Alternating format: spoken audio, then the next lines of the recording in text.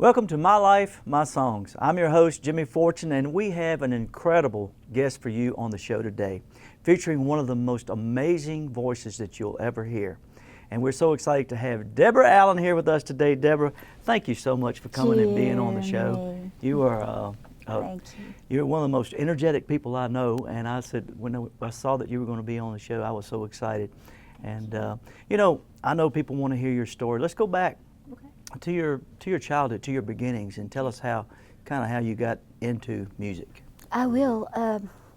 Probably some people who know me may have heard me tell this story, but the reason they've heard me tell it a few times is because it's a true story. Right. But before I was born, actually, my mother was carrying me. Mm-hmm. She was pregnant with me, and my mother, she started noticing that she would be talking, and her voice would kind of catch like that. Mm-hmm. She didn't know what it was, but she knew something was going on. But she hadn't said it to anybody. She just knew it. Mm-hmm. Years later, they found out that what she had is a thing called spasmodic dysphonia, which our good friend Jerry Crutchfield has the same thing. And they finally, years later, found something, a treatment for it, which is wonderful. But back then, they didn't know. She didn't even know what to do. She hadn't been to a doctor yet, but here I was coming along, and so she said, Mother always prayed whenever I would be pregnant, to have a healthy baby. She said, but with you, since Mother knew that her voice something was going on, I'd always go, oh, and please let this baby have a strong voice. Well, she got an answered prayer. She did. So sometimes when people ask me how long I've been singing, sometimes I'll just inadvertently say, well, since before I was born, because, she prayed for me, Jimmy, and not only did that part of her prayer come true, she had this revelation in the hospital when they brought me into her. She said, Mother just fell in love with you, and she said, I was holding you, looking at you, and she said, all of a sudden, over your head came this rainbow. Wow. She said, every color of the rainbow. And she said, inside that rainbow, it said D-E-B-O-R-A-H. And she said, thank you, God. That's what I'm going to name her. I'm going to name her Deborah. And she said, the only thing that would have given it away that I'd had that moment with God is that when the nurse walked in and said, well, what are you going to name your little daughter? And she said, oh, I'm going to name her Deborah. And she goes, oh, Deborah, D-E-B-R-A? She goes, no, it was D-E-B-O-R-A-H. Wow. So God really spoke to her at that moment. God did speak to her. And then when it was affirmed, I was 4 years old, and I finally, my memory kicks in, and I remember scooting over next to her in the car, because we didn't have seatbelts then. I scooted over to her. It's like slam on the brake. Exactly. I got that a lot. And I scooted over next to her and I said, can you keep a secret? And she goes, she's driving. She goes, well, sure, I can keep a secret. Mother's your best friend. You can tell Mother anything. And I said, I would like to be a singer or an actress or an entertainer. She said, my heart just started pounding, because I knew that all came together. That was an affirmation of that very day. So I call that my story, our story. My mother said my story with God. It's just a blessing. We'll be right back with more My Life, My Songs right here after this. Welcome back to My Life, My Songs. You were kind of discovered by one of my all-time favorite singers ever, Roy Orbison. Now, how did you come about that? How did all that take place? Well, when I first moved to Nashville, I was about 18 years old. And I was, for a little while, I worked at the IHOP, because up at the top of Music Row, remember a lot of people used to hang out. There's songwriters and producers, everything, but I was waiting tables at the time, and I wasn't very good at it, Jimmy. I was really not very good at it. People would even say, "You're not a waitress," and I'd go, "I know, I'm not, but I'm studying people, and I'm, I was just trying to make it happen, being new in town." But I quit working there, and but I still like to go there because I knew all the staff, and I could go there and have breakfast and sit there by myself and not feel like, out of place. Right. And so one morning I was sitting there and I looked across the restaurant, and I saw in this booth over there this guy with jet black hair and a guy with salt and pepper hair. And I mean, I can feel it just like it was yesterday. I remember what I had on and everything, but I was just sitting there and I go, those guys are in the music business. So, Jimmy, don't ask me why I did this, but I get up, I walk over there and I go, "Excuse me, but are y'all in the insurance business?" And they go, "No, darling, we're in the music business." And I slide into that booth and I go, "That's what I was thinking. Listen, I'm a singer trying to get started." And guess I was sitting there with Roy Orbison and Joe Melson, the writer, Pretty Woman. They were super, super sweet to me. They could have told me just, go on, but they were super sweet. Man, that is so. Well, I know you came as a singer, but you eventually transitioned into a songwriter. I Now, did. when and how did all that happen? Well, my story started to unfold. I wound up being great friends with a lady by the name of Marie Barrett, who worked at Waylon Jennings' office. Okay. And the Statler Brothers were in there. I loved all of them. And John Hartford would come by quite often, which eventually my friend Marie Barrett wound up falling in love and marrying John. They had the sweetest love affair. But another person that would blow in from time to time is a songwriter and really an all-round talent, wonderful, great person named Shel Silverstein. And and I had just gotten back. You were making some great connections right off the bat. I was. I gravitated to, a lot of times, to be honest with you, I felt like I was in this well, and all of my great friends were up here going, "Come on up, you can do it." I go, "Here I come, here I come," because I really did. I was blessed to be surrounded with some of the greatest legends and icons in country music. But when I did come back from Russia with Tennessee Ernie Ford through the Opryland thing, it was a State Department tour, I started hanging back out hanging out with Marie, and sometimes I'd stay there at her house. But Shel came in one day, and I had gotten a job at the Hall of Fame. Sometimes we lovingly called it the Hall of Shame. Remember? Yeah. And so I would play at the happy hour. So Shel Silverstein was in town, and I said, "Shel, will you come hear me sing at the Hall of Fame? I'm doing the happy hour there." And he goes, "All right." He looked like a pirate. He was bald-headed, had a beard, and he talked like Joe Cocker, kind of like this. You know what I mean? He just had a real rough voice, but he was just a brilliant songwriter and artist, and on a lot of different levels, playwright.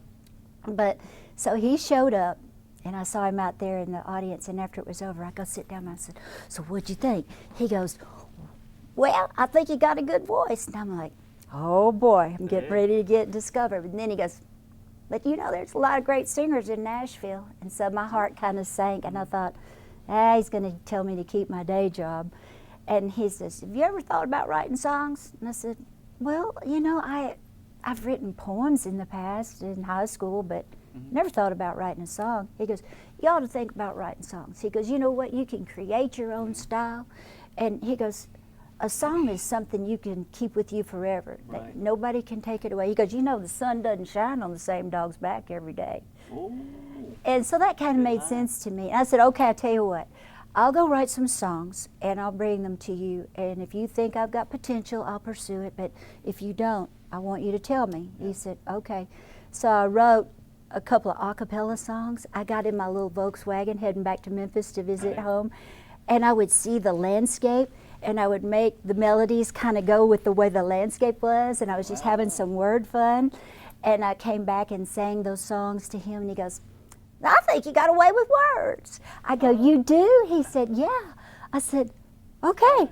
So my parents had moved from Memphis. They had moved to Hot Springs because they were building a couple of houses in Hot Springs Village.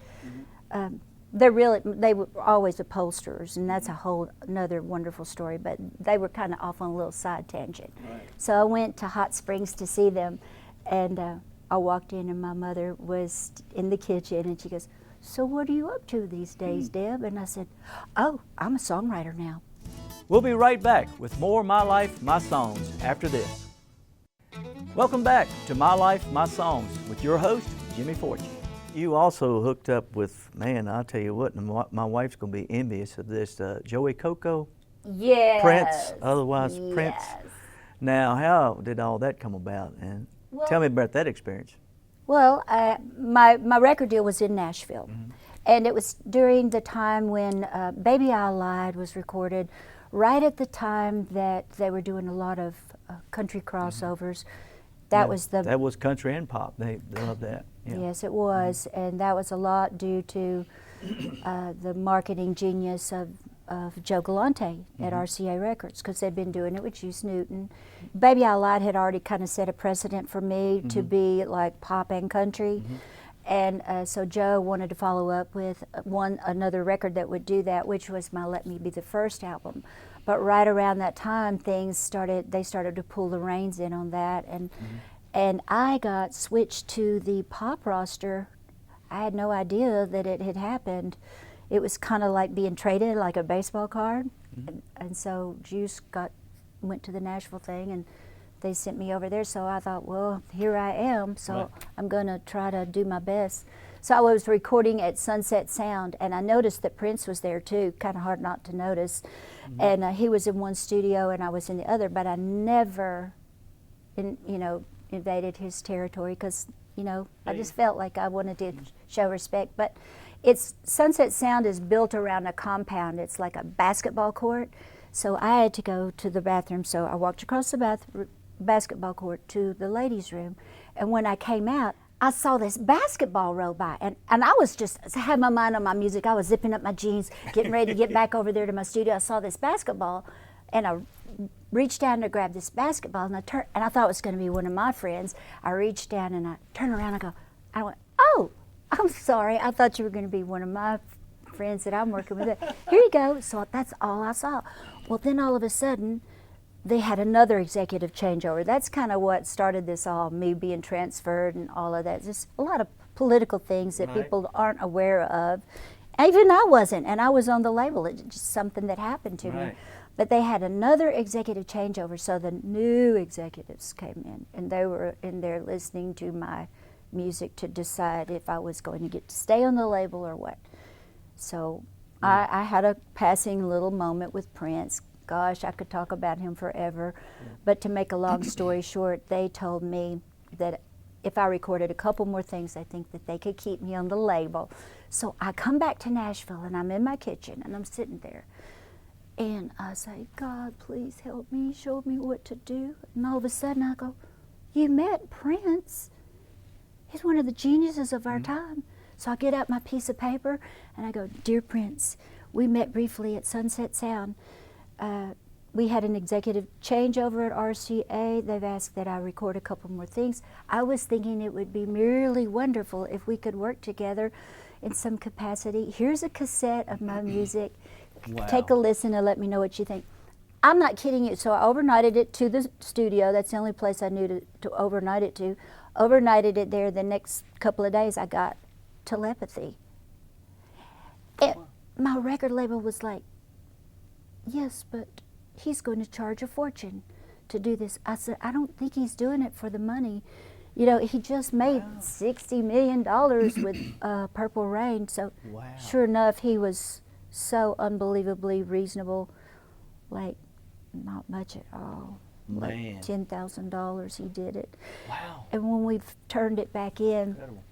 he says, "Is this the dance mix?" And I said, "No, they think," because he played all the instruments on it and everything. I said, "They think that this is the dance mix." He goes, "Oh, no, no, no, no." He goes, "Can I do that for you?" And I said, "Well, I'm sure you can." So he was just a very generous person. And, a lot of people, because of his style and everything, might have the perception that he was far out on so many levels. But to be honest with you, he's a lot like you and me, Jimmy. he really doesn't like to put a lot of foreign stuff in his body, you know. I mean, Mm. even though he was in a lot of pain near the end of his life, but Right. he was a wonderful person. Well, tell me about somebody else, which is a good friend of mine Okay. and yours, Janie Fricky. Oh, Now, Janie. you got to know her, and you wrote, you know, "Don't Worry About Me, Baby." Yes. And I mean, how many songs did y'all write together? And Well, actually, Don't Worry About Me, Baby, I wrote with Kieran Kane and Bruce Chanel. oh, that's who that was. Yeah. Okay. We were at the studio one day, and you know, it's always hurry up and wait. And I get, like, I'm always wanting to do something, so I was like, let's write a song. So we started Don't Worry About Me, Baby, and finished it up at my house. And I wanted to record that song, Jimmy. I really did. But my record label at the time, it wasn't RCA, they said, you know, it's just not cool for writers to sing their own songs these days. And I went, really? Yeah. They said, yeah. And so I thought, well, okay. So I go down to Don Yeah. Gant. There's that name again. And I said, Don, look, I said, they don't want me to put this out as a single on me. Take a listen to this. And he goes, he listens to it. He was Bruce's publisher. He listens, he goes, I think it's a hit. And I said, I do too. And he goes, Janie Fricky's down there right now cutting with Jim Ed Norman. So we all piled in his Cadillac. It was very old school, very old school.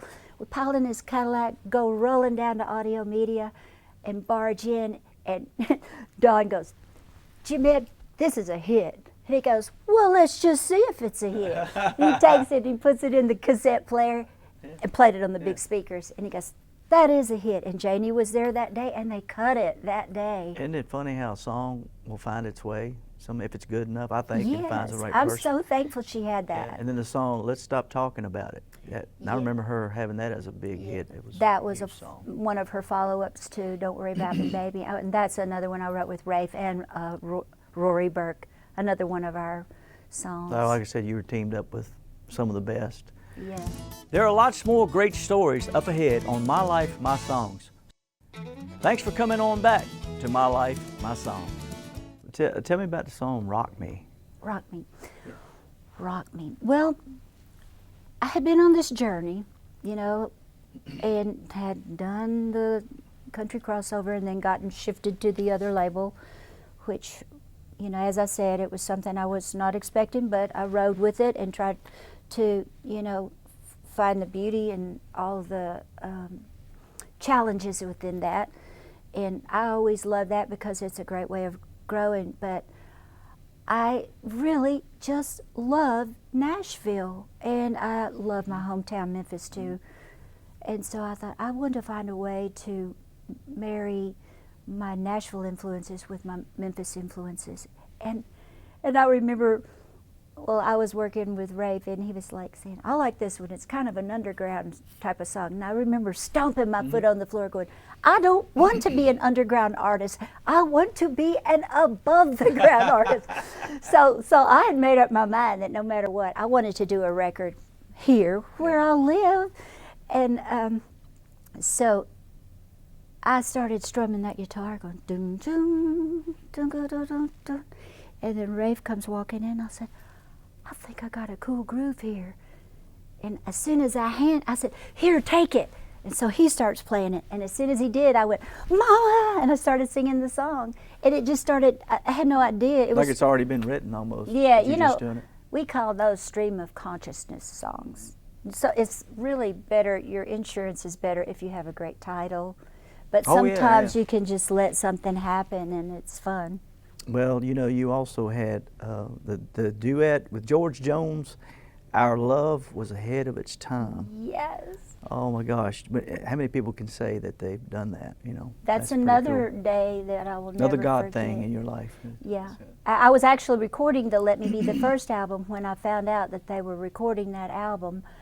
And Bobby Braddock is a great friend of mine. And so I said, Bobby, I said, they're doing this duet album on George Jones. I wish I was on that thing. He goes, you should be on that. I said, well, I want to be. So, of course, he had a great relationship there. And he said, let's write one. So we wrote one, and it wasn't quite the one, but when we wrote Our Love Was Ahead of Its Time and we played it for George, he liked it. Mm-hmm. And what was so wonderful about that was we recorded it live in the studio with all the musicians and Billy Sherrill producing. Brenda Lee was there that day, and I remember being in the vocal booth with George, and after we sang it a couple times, he goes, "Where'd you learn to sing with so much heart?" Oh. And I said, "I think in the car with my mother down in Memphis." Because really, Jimmy, my mother, you know how close we are. She would say, would she be driving along? She'd say, "Now, sugar, when you come to a part that you really feel, kind of do your arm like that." And I'd go, "Okay." I was like a little sponge. She was your coach. She was. She wasn't a stage mother. She never asked me to do something I didn't want to. She knew, she felt, going back to the prayer and everything, and the affirmation from us riding along that day, she knew that it was a dream that had been planted in me by God, and she'd like to see, sprinkle a little water on it when she could, My mama prayed for me too. Boy, those praying mamas are worth everything. You got that right. But I want to take this opportunity to say thank you so much for coming by today, sharing your story. There's a lot of people watching this, and especially some of these young artists that are trying to get back into the business or get into the business for the first time. They're going to hear your story, and you impress them, I'm sure, because you impressed me so much with hearing your story today. And I'm just so thankful that you came by to share it with us. Thank you so much. You know I love you so much. You're so talented. Thank you for saying that. You really are. You're such an amazing singer, an amazing songwriter. And when I found out that you had gotten the show, I thought, that's perfect. Well, I'm honored to be doing it. Yes. But anyway, will you all tune in to us next week, because we're going to be here with my life and my songs. And we sure have enjoyed being here with Deborah today. Thank you all, and God bless each and every one of you. We see you next time.